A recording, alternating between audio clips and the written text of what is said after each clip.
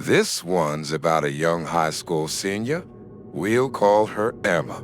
Now, Emma, her parents and younger brother, lived in a two-story house her dad inherited from her grandparents. It was a nice-sized home for a family of four. Old and a little creaky, but it was also very homey. At least it felt homey until that night. It was the last day of finals, and Emma felt like celebrating because she knew she'd aced all her exams. Her parents had taken her little brother on an overnight trip to the aquarium. Emma hated the aquarium. With her family gone, she figured she'd have a few friends over and celebrate her finals victory and the end of the school year. It wasn't a party or nothing, just her friend Kara and Kara's idiot boyfriend Jeremy, whose only saving grace was he was old enough to buy beer. They arrived around 7, and the group chowed down on burgers and fries while drinking beer and playing video games. They were having a great old time enjoying the end of the school year. At around 10, Jeremy said, "Let's tell scary stories." Emma did not like that idea. Of course, she also didn't like Jeremy, so that added to her distaste for it. "You mean like they tell at sleepaway camp?" she asked, her voice filled with disdain. But Kara, she was all into it.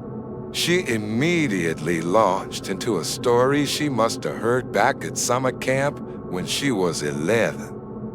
Emma found the story to be super weak and, well, childish. But Kara said it really freaked her out back when she was a kid. So Emma gave her a pass.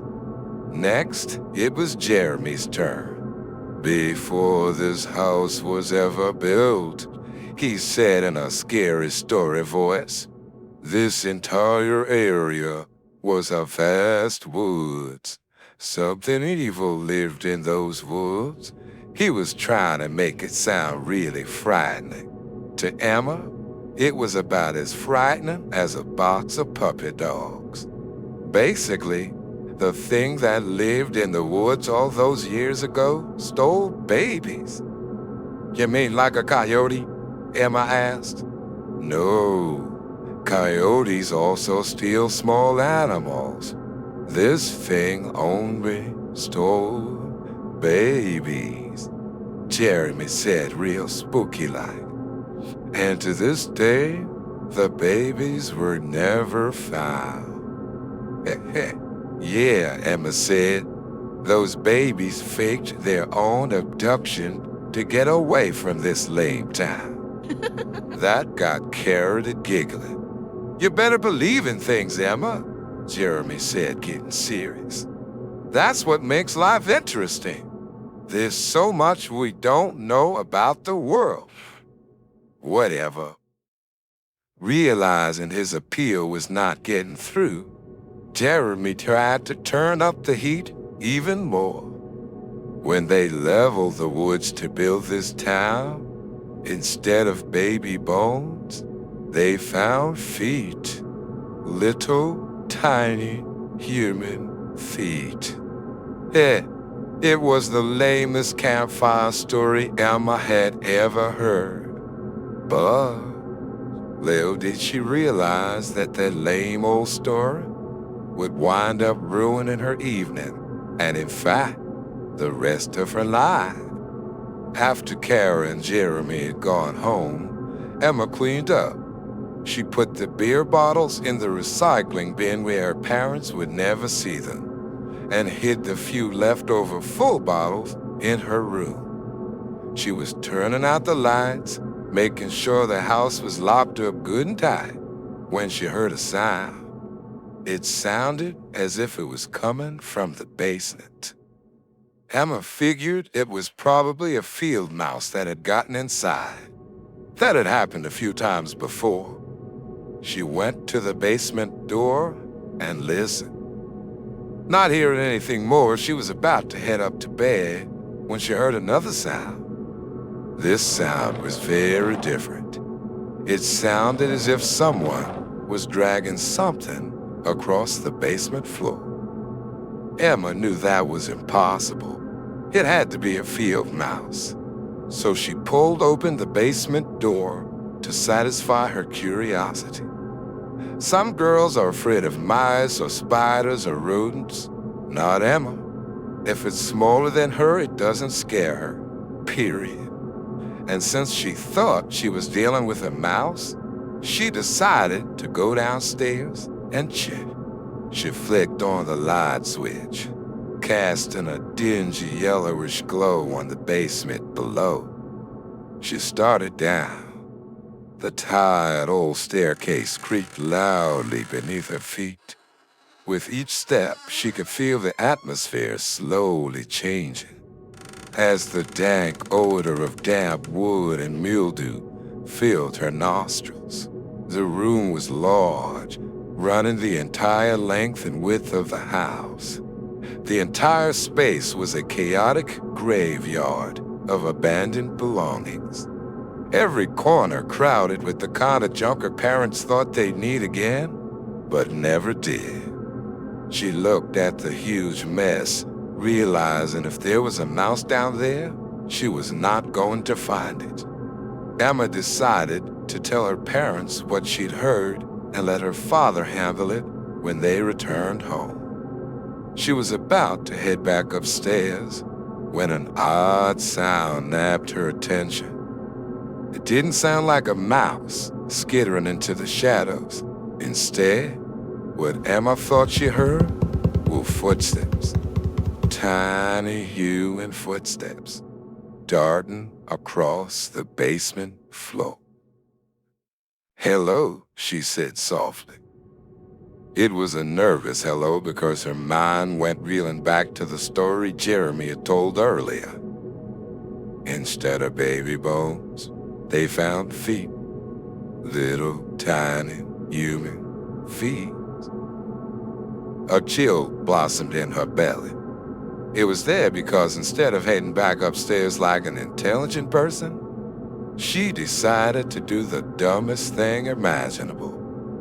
Emma decided to go and investigate. Funny thing about alcohol, it can give a person a false sense of confidence, have them doing some pretty dumb things, especially if they're not much of a drinker. Emma was not much of a drinker. Thoughts of Jeremy's story again filtered into her thoughts. A creature once lived in an old woods where their house now stood. The creature kidnapped babies. Emma's imagination took over from there. Was it the creature that was in their basement? Or maybe it was the creature's offspring. Her thoughts were running wild. Emma moved as silently as possible in the direction of where she heard the movement. Suddenly, the ancient hot water heater groaned over in the corner, sounding like a tired old bullfrog. Emma's pulse quickened. Her heart lurched in her chest as she stood silent for a long moment, taking in several deep breaths. Calm down, calm down. It's just the water heater, she told herself. That's when she heard the footsteps again. But this time, they weren't running. They were slowly shuffling, as if the thing was trying its best not to be heard. The soft sliding shuffle was moving away from the hot water heater and deeper into the clutter-filled basement. Emma took another deep breath, gathered up her nerve, and followed. The shadows were gloomier in this part of the basement, where stacks of brittle newspaper, yellowed with age, and old cardboard boxes were stacked. There was an old framed photograph, spiderwebbed with cracks. The picture in the frame was filled with the faces of strangers from another era. People Emma didn't know, smiling at her through the cracked glass. Somewhere deeper in the shadows, something shifted. Emma crept closer, and with a shaky hand, she pulled out her phone and turned on the flashlight to get a better view of what might be lurking there. She was starting to get scared, but she was also quite curious. She passed the light over the boxes and newspapers illuminating the shadows. And then she saw it, half in shadow and half out, her breath caught in her chest. Emma was staring at a small creature nestled between two boxes. The creature was standing still. It appeared to be a rodent of some kind, standing upright like a meerkat. It was about 12 inches in height, but the most astonishing thing about the creature was its face. Through the shadows, the creature's features appeared almost human-like. It seemingly had the head of a little man on a rodent's body. The creature's eyes widened as it stared up at Emma. She slid her finger up the side of the phone, hoping to get a picture of the thing, photographic proof of what she was witnessing. Jeremy was right, she thought. She couldn't believe she was thinking that. Had she misjudged him?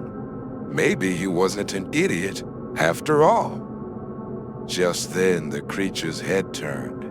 Emma snapped the photo, but she was so nervous her phone jiggled in her hand. The creature lurched, causing her to drop the gosh darn thing. When small animals feel cornered, they often attack. That is what was going through Emma's mind as she dropped her phone. She realized quickly, however, the creature wasn't attacking. It was trying to escape. In that moment, Emma got a shot of bravado. It came like a dose of adrenaline, firing up her nerves. Leaving her phone behind, she dove into the pile of clutter the thing escaped into, peeling away the boxes and old newspapers. She heard scrambling as she peeled, and that scrambling only boosted her confidence. Then she heard what sounded like language, but it was no language she'd ever come across. The creature was squawking at her in its tiny voice, probably telling her to leave it be. It chattered away as it dove deeper into the clutter. Emma carefully removed the boxes, bags, old toys, forgotten equipment, and ancient gardening tools, trying to hem the creature in. She reached the wall in time to hear the creature scrambling into a hole of about 1.5 feet in diameter. Trapped, she thought. And then there was silence. Emma got down on her hands and knees and peered into the hole. All she could see was darkness. And then she heard the creature was talking to her. She believed it was commanding her not to come any closer.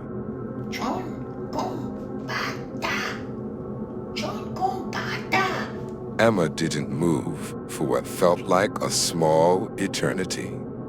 She wondered if she'd gone too far, because if the creature did attack, she had nothing to defend herself with. She pulled back, gazing at the menagerie around her.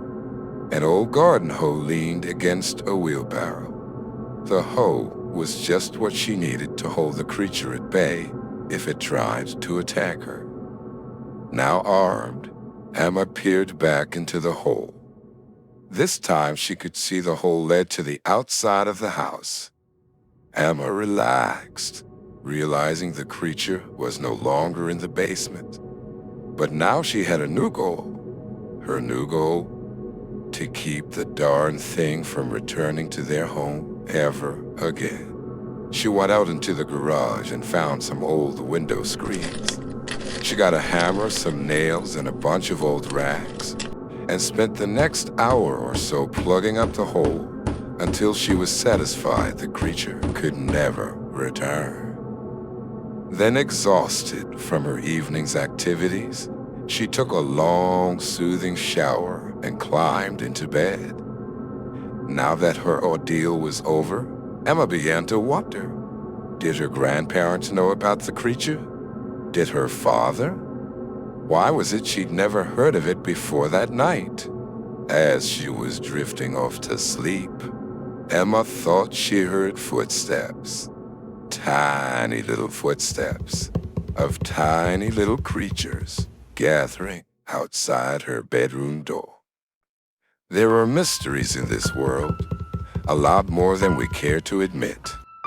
We'd like to believe we know all there is, but we don't, do we? As Emma prepared herself for what was to come, she realized she learned this lesson the hard way during a late-night trip to a cluttered basement located at a contemplative junction along the crossroads.